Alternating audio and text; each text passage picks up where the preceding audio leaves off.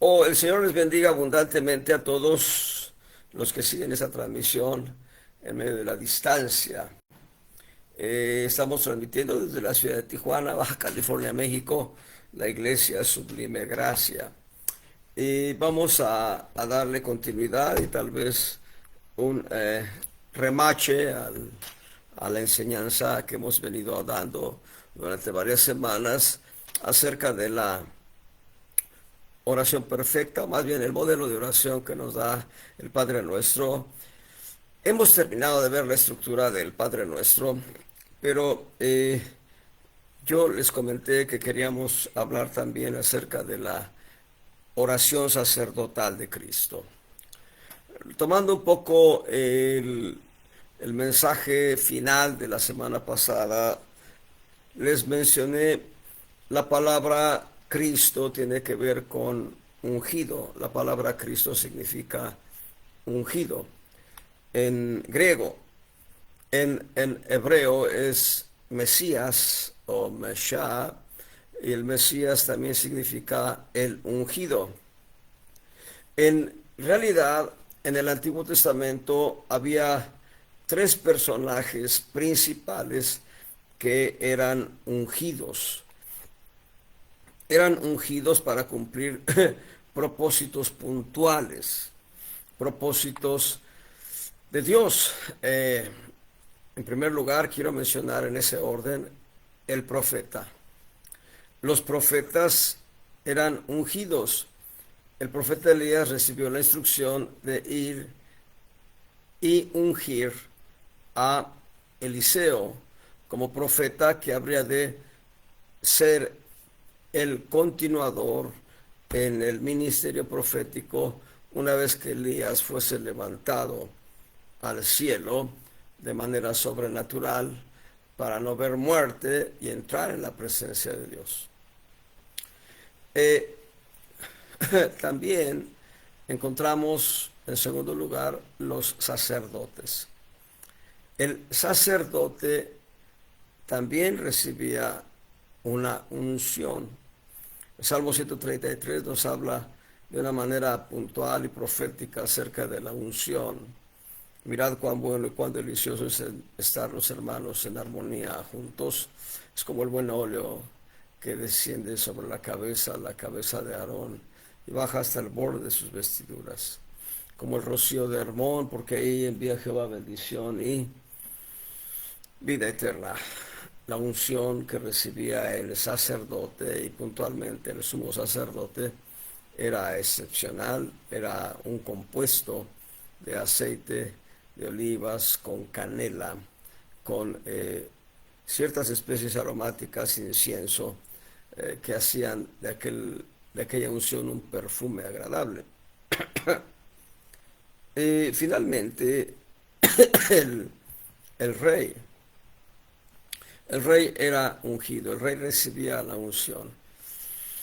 Samuel, el profeta Samuel ungió a dos reyes que curiosamente vivían en Israel, dos reyes sobre la nación de Israel.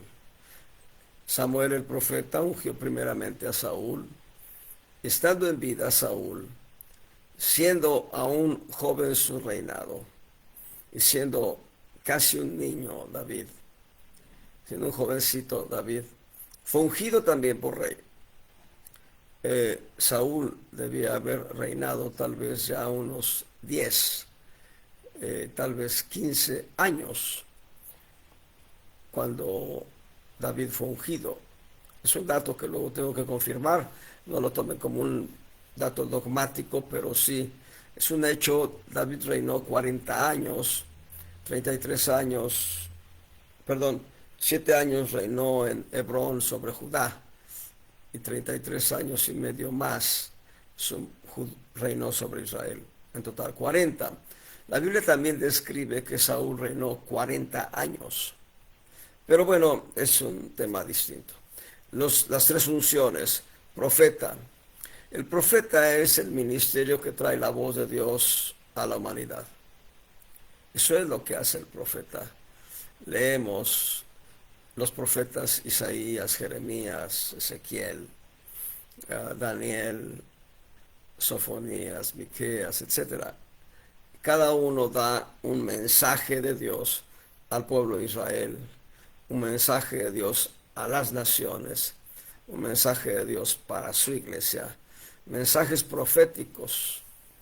Hay mensajes proféticos tan puntuales que dan nombres. El profeta Isaías habló de Ciro, el siervo de Dios, y Ciro todavía no nacía.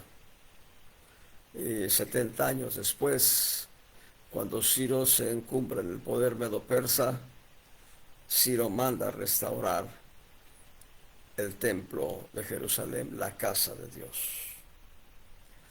Hay profecías tan puntuales como aquella que este profeta no se describe su nombre, profeta que vino de Judá a Samaria y que habla de Josías, un rey que habría de purificar a la nación. Pasaron más de 400 años. Se levantó Josías, por nombre y por ministerio, cumplidamente. La palabra profética de Dios es tan hermosa que no da lugar a dudas. Hoy en día estamos viviendo profecías que fueron habladas hace 2000 años y profecías que fueron habladas hace más de 2000 años.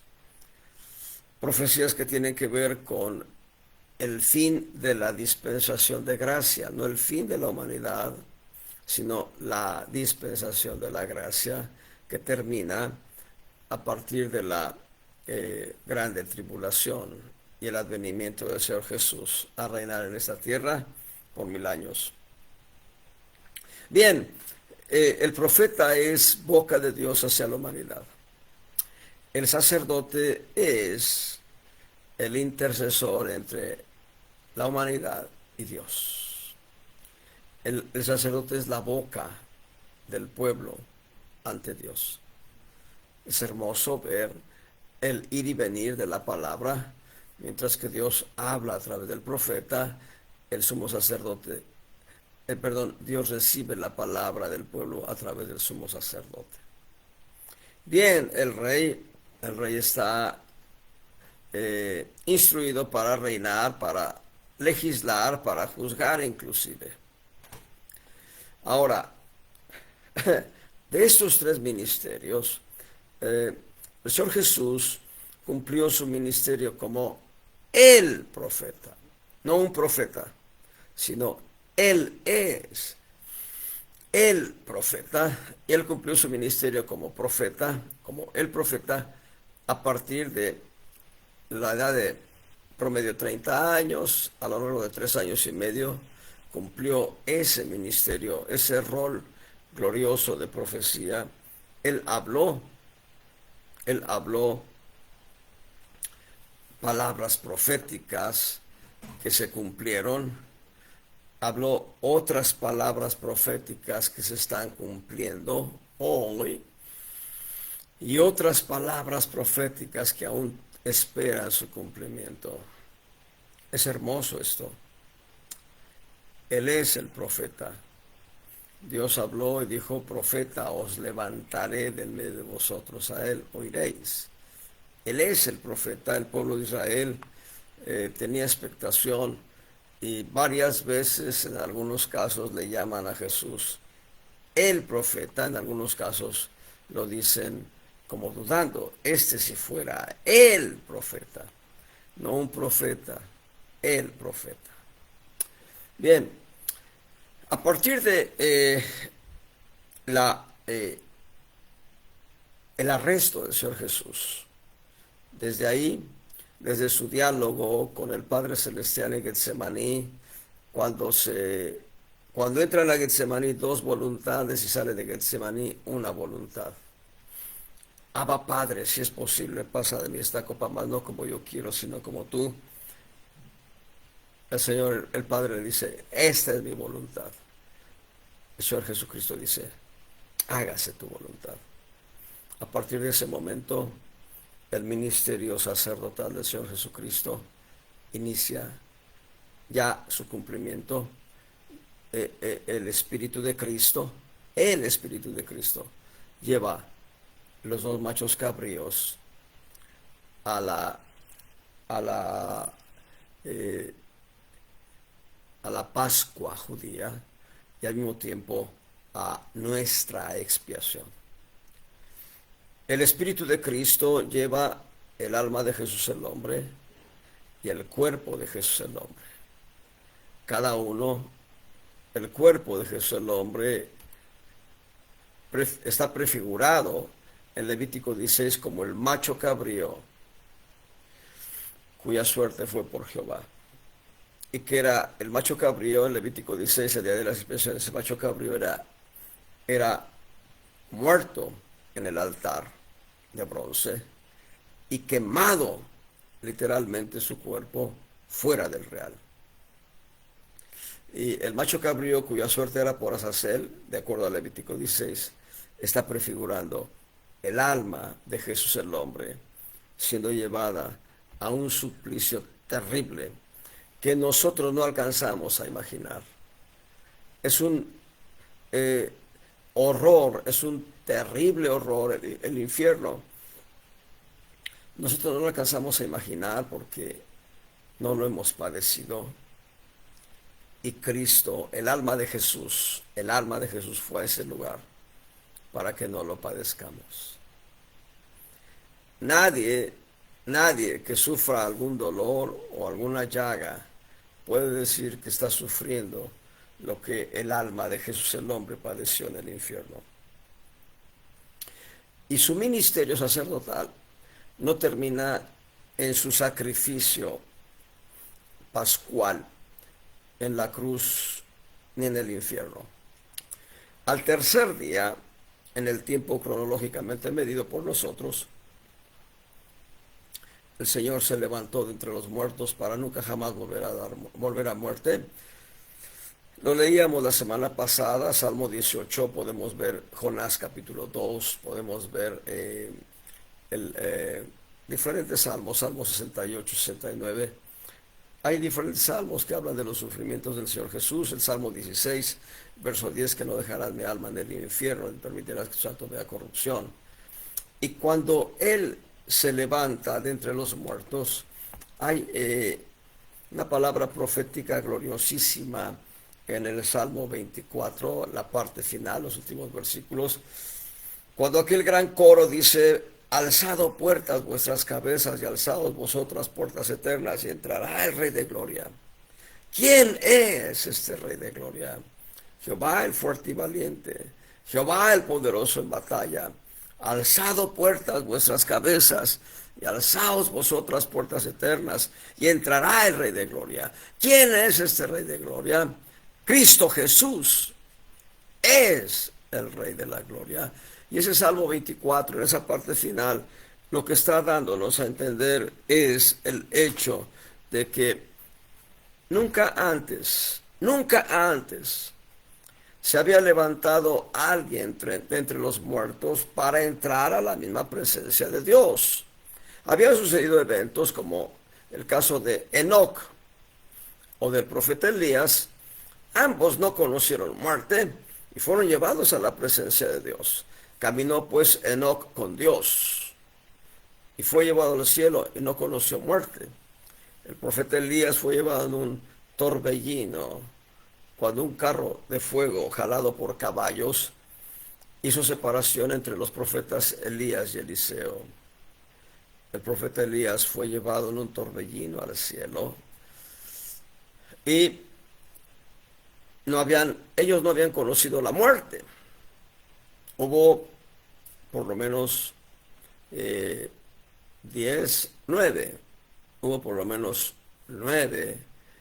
testimonios de gente que había muerto, que había resucitado, pero que no entró al cielo después de su resurrección, sino que volvieron a conocer la muerte. El hijo de la viuda de Sarepta de Sidón, el hijo de la Sunamita, aquel varón que fue y tocó, estando muerto, tocó los huesos del profeta Eliseo. Bueno, llevamos 3. hay otros más que conocieron la muerte y se levantaron de entre los muertos y volvieron a conocer la muerte. Por eso el Salmo 24 es característico. Nunca antes alguien que se había levantado del sepulcro había entrado al cielo, y ahora es cuando el Señor Jesús se levanta entre los muertos, cuando el Espíritu de Cristo se fusiona con el alma de Jesús el hombre en el infierno, la libera de la cautividad, y en una fracción de segundo se unen espíritu y alma al cuerpo de Jesús el hombre. La tumba no puede detener al Creador de la vida, y Él se levanta con gran poder y gran gloria. Y 40 días después, bueno, antes primeramente, lo que hace el Señor es llevar la sangre de Jesús el hombre ante el Padre y decir: tetelestai, he cumplido tu obra, todo está consumado. Consumado es una de las expresiones de la cruz. Tetelestai, la palabra griega es una sola, la manera que se traduce al castellano son dos voces. Tetelestai significa consumado es, he cumplido tu obra, y pone la sangre de Jesús el hombre en el asiento de misericordia divino, en el cielo, en el tercer cielo, en la presencia de Dios. Le dice: Padre, he cumplido lo que estaba en tu corazón, y ahora yo te ruego, Padre. Y realmente el Hijo se dirige al Padre de esa manera, con respeto, con reverencia. Dice: yo te ruego por todos los que ya han creído en mí, por todos los que están creyendo ahora en mí, y por todos los que creerán en mí. Ruego por ti, por mí. Leíamos tres palabras proféticas puntuales, una que está en el primer libro de Samuel, en el capítulo 2, en la parte final. El Señor habla al sacerdote Eli y le dice que habrá de levantarse un sacerdote conforme al corazón de Dios. Y el sacerdote es Cristo. Y encontramos en Génesis capítulo 14, entre los versos 16 al 20, la referencia a Melquisedec, rey de Salem, sacerdote del Dios Altísimo. Y este Melquisedec no vuelve a ser mencionado en toda la Biblia, excepto en el Salmo 110, verso 4. Y ahí en el Salmo 110, verso 4, el salmista David va a hablar de: tú eres sacerdote del Dios Altísimo, sacerdote eterno del Dios Altísimo, según el orden de Melquisedec. Segunda ocasión que se vuelve a mencionar Melquisedec. La primera ocasión, en Génesis capítulo 14, se habla de un personaje histórico, un rey históricamente hablando. En el Salmo 110 se habla de una profecía. Melquisedec de Génesis 14 es un personaje profético. Salmo 110 contiene la profecía de este personaje profético.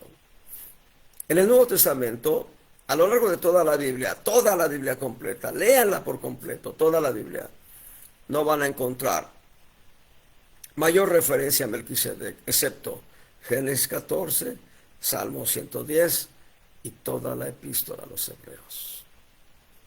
Hebreos es la carta que nos da el contraste entre el sacerdocio levítico y el sacerdocio de Cristo. Hebreos puntualiza que de Judá no hay manera de que se levante un sacerdote conforme al orden levítico, porque de Judá desciende el Señor Jesús cuanto a la carne. como hombre, pero es el sacerdocio de Cristo, sacerdocio eterno, sacerdocio del Dios Altísimo, según el orden de Melquisedec. Aleluya. Hemos mencionado ya que Melquisedec, empecemos por su nombre, significa rey de justicia. Melech significa rey y Sidkenu significa justicia. Melquisedec, rey de justicia. Bueno, este Melquisedec era rey por su nombre, rey de justicia, pero en la vida real era rey de Salem, y Salem significa paz, así que el rey de justicia es el rey de paz. Pero el detalle más sobresaliente para efectos de enseñanza es que él era Melquisedec histórico, personaje profético, era sacerdote también del Dios alto, del Dios altísimo. Y esa es la manera en que Hebreos entrelaza al personaje histórico y la palabra profética del Salmo 110 para darnos una doctrina substancial, una doctrina gloriosa, hermosa, sobre su sacerdocio en la epístola a los Hebreos. Bien, él es el sacerdote, el sumo sacerdote.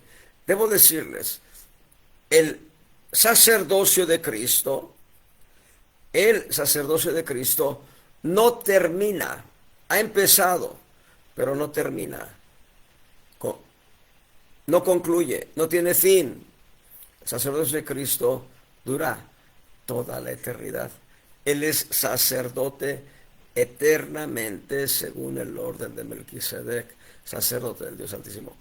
Y lo glorioso de esto es que nosotros, los redimidos, somos llamados a ejercer el mismo sacerdocio, donde Cristo es sumo sacerdote y nosotros sacerdotes. ¡Ay! Gloria al Señor. Perdón por la manera en que me reí, pero es gozo especial saber que somos sacerdotes del Dios Altísimo.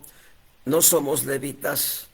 Es un grave error, es un error garrafalísimo cuando dicen en algunas iglesias, vamos a dar paso a los levitas, a los músicos cantores. Eso es falso. No somos levitas, somos sacerdotes del Dios Altísimo, según el orden de Melquisedec, donde el sumo sacerdote es Cristo. Cristo deja una oración puntual, una oración hermosa, gloriosa, en Juan 17.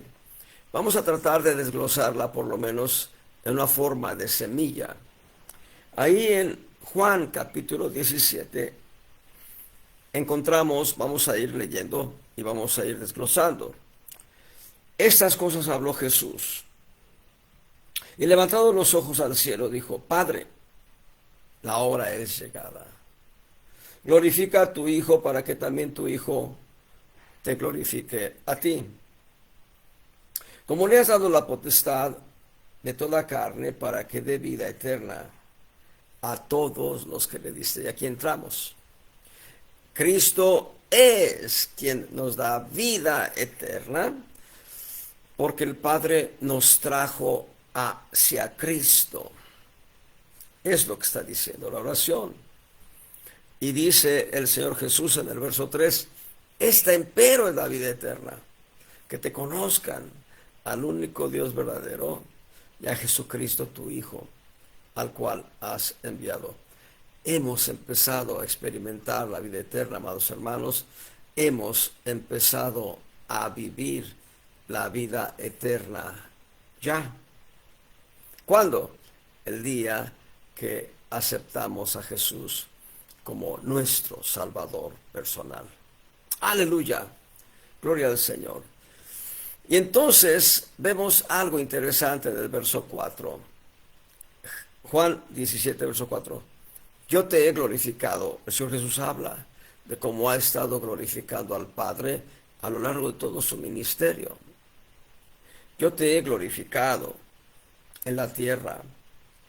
He acabado la obra que me diste que hiciese. Y aquí este verso es muy puntual en dos líneas. La primera, el Señor Jesús está hablando de cómo ha cumplido perfectamente su ministerio para glorificar al Padre. Debo hacer un paréntesis para hacer un comercial, que bueno, no me gustaría hacerlo, pero lo debo hacer. El diablo fue creado para dar gloria y honra a Dios, pero el diablo se rebeló contra Dios. Así que el Hijo del Padre, Cristo Jesús, nuestro Redentor, nuestro Salvador, vino a esta tierra a glorificar al Padre, cosa que no hizo el enemigo. El enemigo fue diseñado para eso y no cumplió. Cristo viene a glorificar al Padre. El Hijo vino a glorificar al Padre. A lo largo de 3 años y medio de un ministerio profético muy cumplido, un ministerio profético muy completo, el Señor Jesús glorificó al Padre. Y dice algo muy importante: he acabado la obra que me diste que hiciese. ¿Qué obra le encomendó el Padre? Un día tenemos que ver en detalle los diferentes aspectos de la obra que el Padre le encomendó al Hijo, pero una de ellas es la redención nuestra. Debe ir de la mano la redención nuestra con la derrota de el enemigo. Cristo vino como hombre y como hombre enfrentó al enemigo. Jesús, el hombre, enfrentó al enemigo y lo derrotó. Quienes piensan de una manera equivocada, pensando que Jesús, en condición de Dios, derrotó al enemigo, no están en lo correcto. Jesús, el Hijo del Hombre, sin pecado, sin mancha, derrotó al enemigo. Y aquí tienen una semilla muy importante. En Edén, Adán no fue engañado, eso lo testifica el apóstol Pablo en una de sus epístolas a Timoteo. En Edén, Adán no fue engañado, la mujer fue engañada. Y por causa de la mujer, Adán se entregó, comió el fruto. Es la sombra y figura. Jesús no podía pecar porque venía sin mancha. Él fue concebido sin pecado. Les mencioné la semilla donde 7 testimonios dicen que en él no hay mancha, no hay pecado, no hay culpa. Por tanto, como hombre, enfrentó al enemigo y lo derrotó. Precioso el texto: lo que me diste que hiciese, redimir al hombre, redimir a la humanidad, derrotando evidentemente al enemigo. Lo dice Hebreos y dice, déjeme encontrarlo para no estar especulando en mi memoria, y librar a los que por el temor de la muerte estaban sujetos a servidumbre. Era importante que Él muriese para librarnos, no solo del temor de la muerte, sino librarnos de la muerte eterna. Pero regresemos a Juan 17 y veamos en el verso, el verso 4 es un verso clave en una de las palabras que va a contrastar con todo el capítulo 17. Te he glorificado en la tierra. Esa palabra en el texto original griego es ge, así, ge. Strong le da una pronunciación semejante a Gai, G-H-A-Y, Gai. la manera transliterada del griego es ge. Y es importante distinguir que dice ge en relación a lo que es el suelo, la región donde el hombre camina, la parte sólida de todo el globo terráqueo. Porque enseguida vamos a encontrar sistemáticamente una palabra diferente. En lugar de tierra vamos a encontrar cosmos, con K, cosmos. Veamos pues en el verso 5, ahora pues, Padre, glorifícame tú cerca de ti mismo, con aquella gloria que tuve cerca de ti, antes que el mundo fuese. Aquí no dice tierra, dice mundo.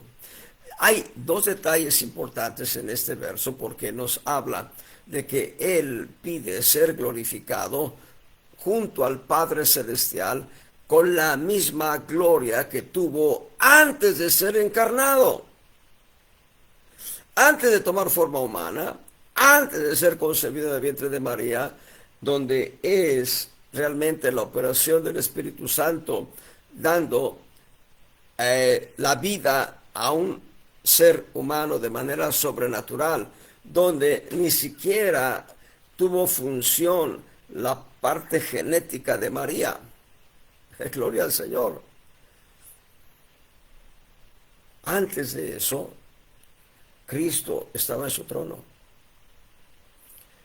Y estando en su trono, Cristo recibía adoración y exaltación de arcángeles, ángeles, querubines, serafines. El mismo diablo se inclinaba ante Cristo, dándole honor, porque Cristo es Dios. Entonces lo que está diciendo Jesús, el Hijo del Hombre, glorifícame con aquella gloria que tuve antes de la fundación del mundo, porque la palabra mundo aquí, cosmos, es conjunto o sistema político, jurídico, social, económico y religioso en el que opera la humanidad. Nuevamente, es un sistema político, jurídico, social, económico y religioso sin Dios. Opera el hombre, opera el diablo, pero Dios no. Es decir, Dios fue excluido. Dios ha estado siempre presente en este mundo.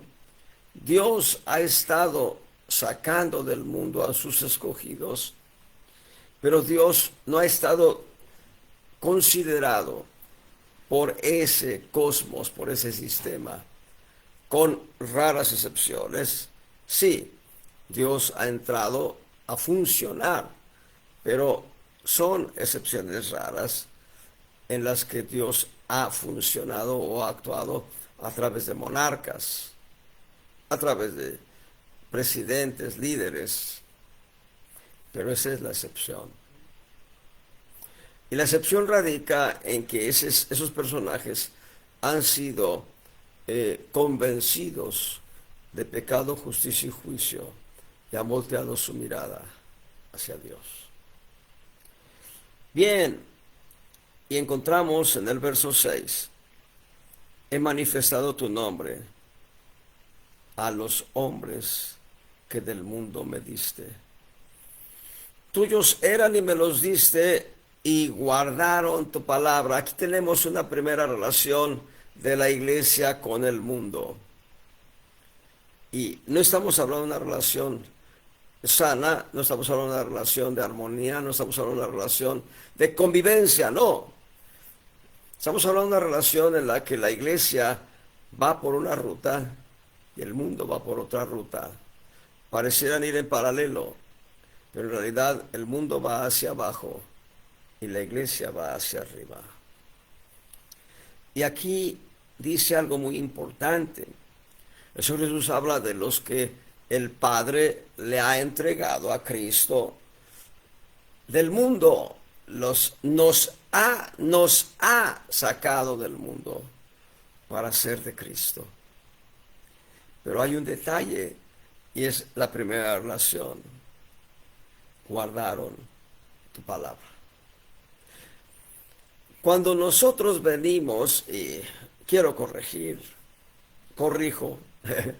cuando Cristo, por medio del Espíritu Santo, viene a nosotros y nos encuentra en el pozo de la desesperación, nos encuentra en el lodo cenagoso, nos encuentra en el mar profundo de la angustia.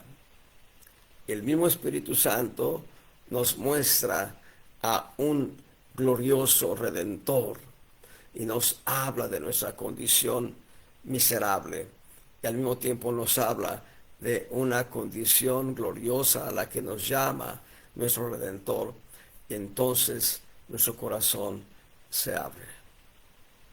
Viene Cristo, entra en nuestro corazón, lo limpia, lo santifica, lo sana y nos transforma. El Espíritu Santo obrando con el Señor Jesucristo.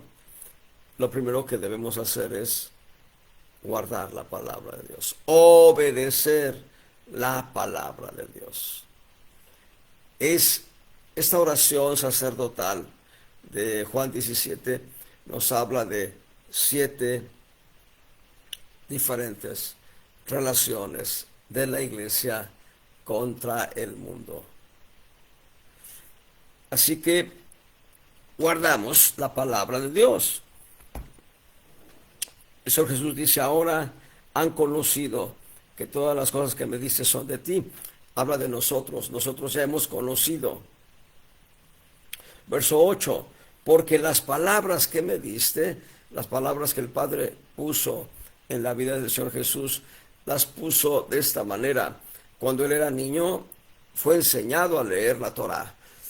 Y cuando él leía la Torá, el Espíritu Santo le revelaba al alma de Jesús, el hombre, de Jesús el niño, Jesús el jovencito, le revelaba y le mostraba el gran propósito de Dios para él en esta tierra.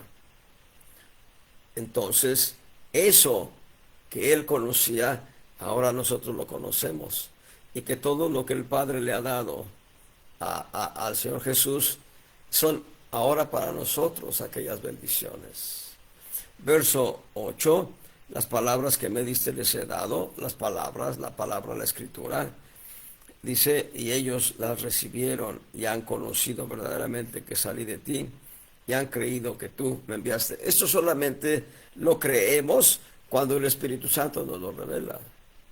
No podemos creer sin la revelación del Espíritu Santo. El apóstol Pablo dice: nadie puede llamar Señor a Jesús sino por el Espíritu Santo. Así que fue el Espíritu Santo el que vino, tal vez con un tratado bíblico, tal vez con una evangelización, tal vez con el consejo de alguien, tal vez tú mismo, estando en una encrucijada, no pudiendo ver hacia otro lado, tuviste que voltear tu mirada hacia el cielo y decir: Jesús, ayúdame. Y él vino y empezó a cambiar tu corazón. Verso 9 dice: yo ruego por ellos, no ruego por el mundo, sino por los que me diste, porque tuyos son. Y todas mis cosas son tus cosas, y tus cosas son mis cosas, y he sido glorificado en ellas. El verso 9 dice: yo ruego por ellos, no ruego por el mundo. Dicho de una manera muy directa, muy clara, muy consistente, muy contundente. El Señor Jesús no está interesado en todo lo que representa este mundo. El Señor Jesús tuvo una oportunidad. Esa es nuestra segunda relación con el mundo. El Señor Jesús tuvo una oportunidad. Obviamente, si hubiese caído en ella, nosotros no tendríamos esperanza. Hay tres de estas tentaciones registradas en Mateo 4 y en Lucas 4. En una de ellas, el diablo le dijo al Señor Jesús como hombre, no como hijo de Dios. Claro, la tentación es si eres hijo de Dios, por lo menos una o dos veces lo hizo, pero le dice, en un rapto de tiempo, de una manera audaz, el diablo encapsuló en un rapto de tiempo toda la historia de la humanidad en cuanto a reinos. Y le dijo, todo esto te daré si postrado me adorares. El Señor Jesús tuvo la oportunidad, entre comillas, en realidad era una tentación, de ser el rey de toda la humanidad durante toda la historia de la humanidad. Eso habría acabado con el plan de Dios para nuestra redención. Pero el Señor Jesús le dijo, apártate de mí, Satanás, porque escrito está, al Señor tu Dios adorarás y a Él solo servirás. El Señor Apóstol fue como un golpe directo a la quijada del diablo que le hizo escupir dientes. El Señor Jesús estaba frente a Pilato. Y Pilato le dice, tú eres rey de los judíos. El Señor Jesús dice, mi reino no es de este mundo. El mundo, tal cual está compuesto, ese sistema político, religioso, económico, jurídico, social, etcétera, ese sistema no le interesa a Cristo, porque Cristo tiene un reino eterno. Él va a reinar 1000 años en esta tierra para mostrar la dispensación en la que su presencia es manifiesta. Pero el reino del Señor Jesús es reino eterno. El diablo le estaba presentando migajas. El diablo le estaba ofreciendo migajas. Cristo vino a establecer un reino eterno, el reino inconmovible del cual habla Hebreos, el reino eterno. Porque después de esta tierra, la iglesia completa con Cristo estará disfrutando de la eternidad futura con el Padre Celestial, y así estaremos con Él por la eternidad. El diablo ofreció 6000 años. Cristo no cayó en la trampa. Por eso, si Cristo menospreció al mundo, Él quiere que nosotros menospreciemos lo que el mundo ofrece. 3 grandes corrientes del mundo: concupiscencia de los ojos, concupiscencia de la carne, soberbia de la vida, son del mundo. Y el mundo pasa y su concupiscencia, mas el reino de Dios permanece para siempre. Así que aquí está nuestra segunda relación básica: menospreciando lo que es del mundo. Continuamos la lectura en el verso 11, Juan 17:11, y ya no estoy en el mundo, pero estos están en el mundo, y yo a ti vengo. Padre Santo, a los que me has dado, guárdalos por tu nombre, para que sean una cosa como también nosotros. Cuando estaba con ellos en el mundo, yo los guardaba por tu nombre. En tu nombre, a los que me diste, yo los guardé, y ninguno de ellos se perdió, sino el hijo de perdición, para que la escritura se cumpliese. Mas, muy bien, en el verso 11, en el verso 11 vemos la relación básica con la autoridad. Ya no estoy en el mundo, pero estos están en el mundo, Yo a ti vengo, Padre Santo, a los que me has dado, guárdalos por tu nombre. La autoridad es para proteger. La autoridad dada por Dios es para proteger. Y aquí no es una autoridad delegada, aquí es Cristo mismo intercediendo para que la autoridad del Padre se ejerza protegiendo nuestras vidas en espíritu, alma y cuerpo, protegiendo nuestro ser en lo que es el tiempo que tenemos en esta tierra. Él ha prefijado el tiempo y el lugar de nuestra habitación, y la oración sacerdotal es que el Padre nos dé protección, nos dé cobertura como autoridad paternal sobre nosotros. Es hermoso ver este cuadro en el que el Señor Jesús intercede, verso 11, para que la autoridad paterna de Dios venga a ser una autoridad protectora sobre nuestras vidas. Es hermoso. Vean la oración sacerdotal. En el verso 12, que acabamos de leer también, dice: cuando estaba con ellos en el mundo, yo los guardaba en tu nombre. Oh, bueno, el nombre del Señor, el nombre del Padre, es lo que da autoridad, lo que da autoridad. Pero continúo para ver la cuarta relación básica.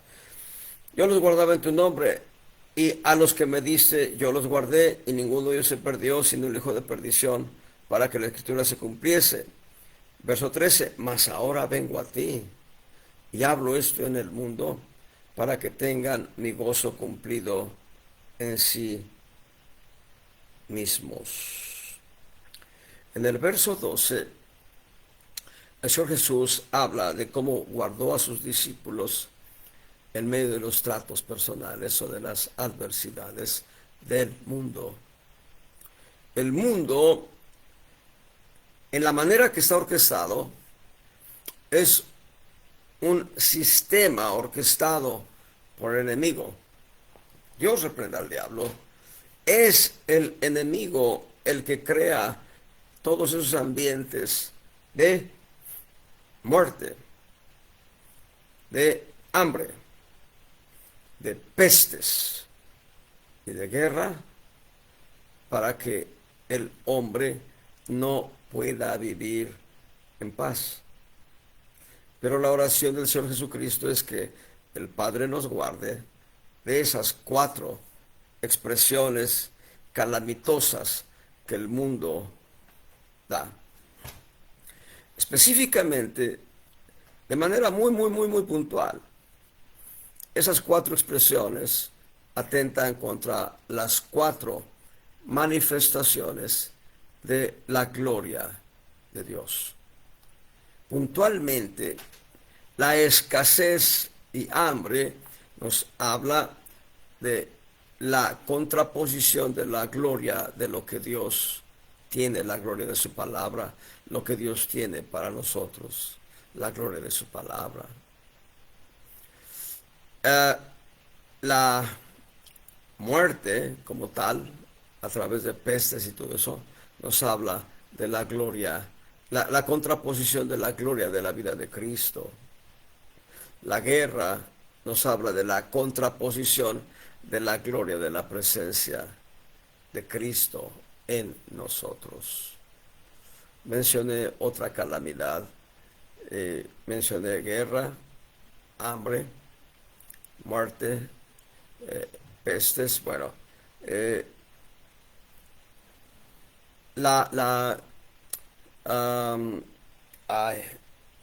no recuerdo ahorita muy bien cómo se identifica, pero es la contraposición contra la gloria del nombre del Señor Jesús. Entonces, el Señor Jesús en su oración, Juan 17, verso 2, está pidiendo que Dios nos guarde en medio de la calamidad, en medio de los tratos personales. Y luego encontramos, voy a seguir leyendo, en el verso 14, yo les he dado tu palabra y el mundo los aborreció. Ahí está, el mundo nos aborreció porque no somos del mundo. Ese es en el contexto de lo que acabo de mencionar con este verso 14, es la cuarta relación básica. El mundo nos aborrece. Te voy a decir cuándo te persigue el mundo. No, no, corrijo. Una cosa es la persecución. Te voy a decir cuándo el mundo te hace ofertas, perdón, para que participes del mundo. Cuando quiere manchar tu santidad. Cuando quiere manchar tu santidad. Yo era un joven, hijo de familia cristiana, si bien yo caminaba un poco lejos del Señor o muy lejos del Señor, una jovencita me dijo, Santiago, yo sé que tú eres evangélico, pero acompáñame a la Basílica de Guadalupe. ¿Cuál era la intención? Manchar la santidad de Cristo en mí. Yo andaba mal, pero provocar que yo diera un mal testimonio. He dado muchos malos testimonios en mi vida pasada. Me arrepiento, me siento muy avergonzado.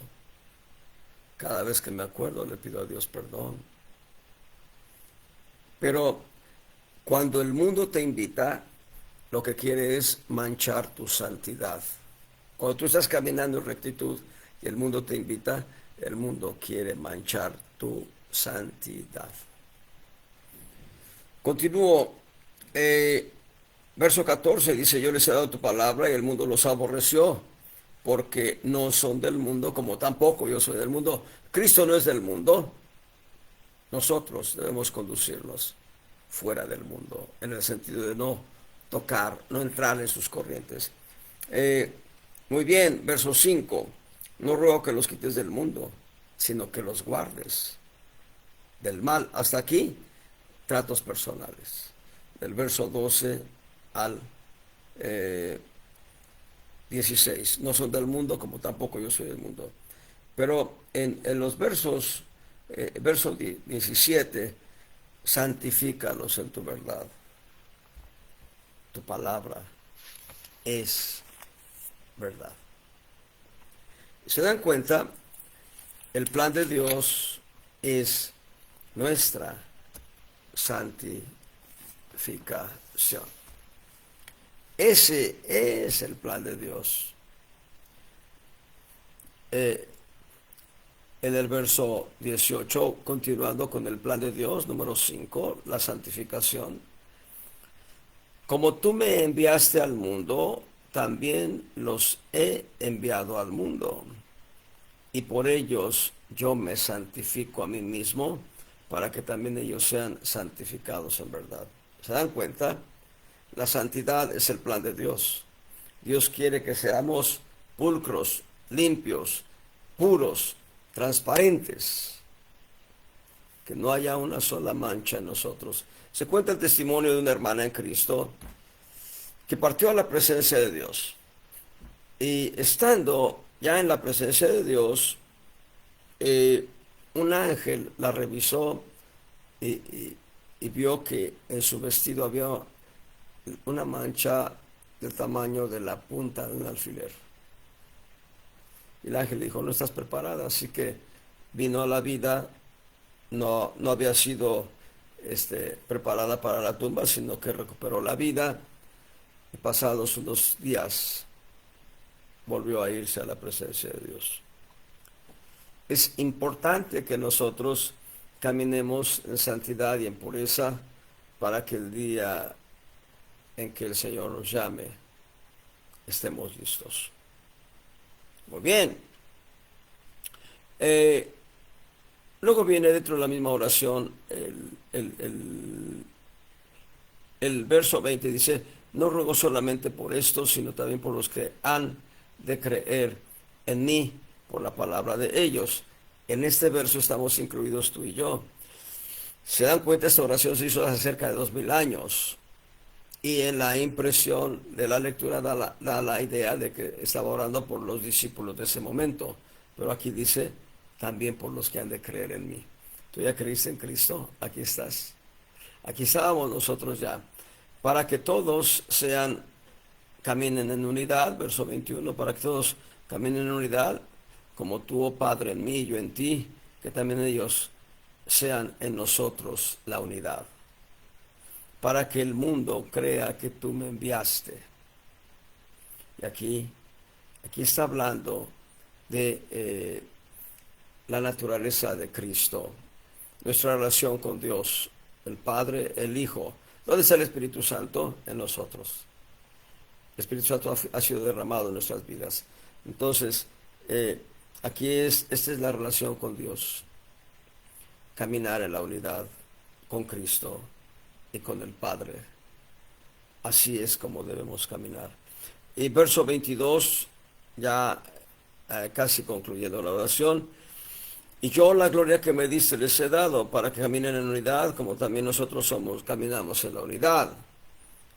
Yo en ellos y tú en mí, para que consumadamente caminen en unidad y que el mundo conozca que tú me enviaste y que los has amado, como también a mí me has amado. Y aquí, estos versos del 22 al 23, perdón, habla de la séptima relación, nuestra relación con la gloria de Dios. ¿Se dan cuenta? En las 7 relaciones, el mundo queda a un lado. El mundo no entra en el plan de Dios. En el plan de Dios entra su iglesia, nosotros. Termino la oración, leyendo la oración más bien, verso 24. Padre, aquellos que me has dado, quiero que donde yo estoy, ellos estén también conmigo, para que vean mi gloria que me has dado, por cuanto me has amado desde antes de la constitución del mundo. Padre justo, el mundo no te ha conocido, mas yo te he conocido, y estos han conocido que tú me enviaste, y yo les he manifestado tu nombre, y manifestarélo aún, para que el amor con que me has amado esté en ellos, y yo en ellos. ¿Se dan cuenta? Todo el capítulo 17 es una oración puntual hecha por el Señor Jesucristo en favor de la iglesia.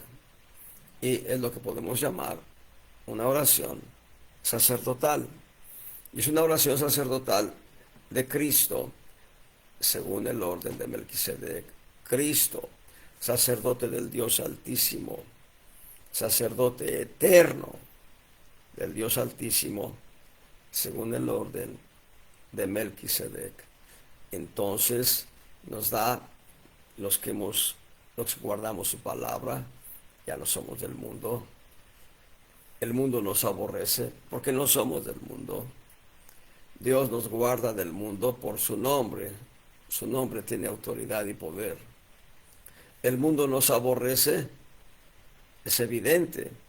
Nos aborrece porque no somos del mundo, y cuando el mundo nos llama a participar de él, es para ensuciar la pureza y santidad que Cristo ha puesto en nosotros.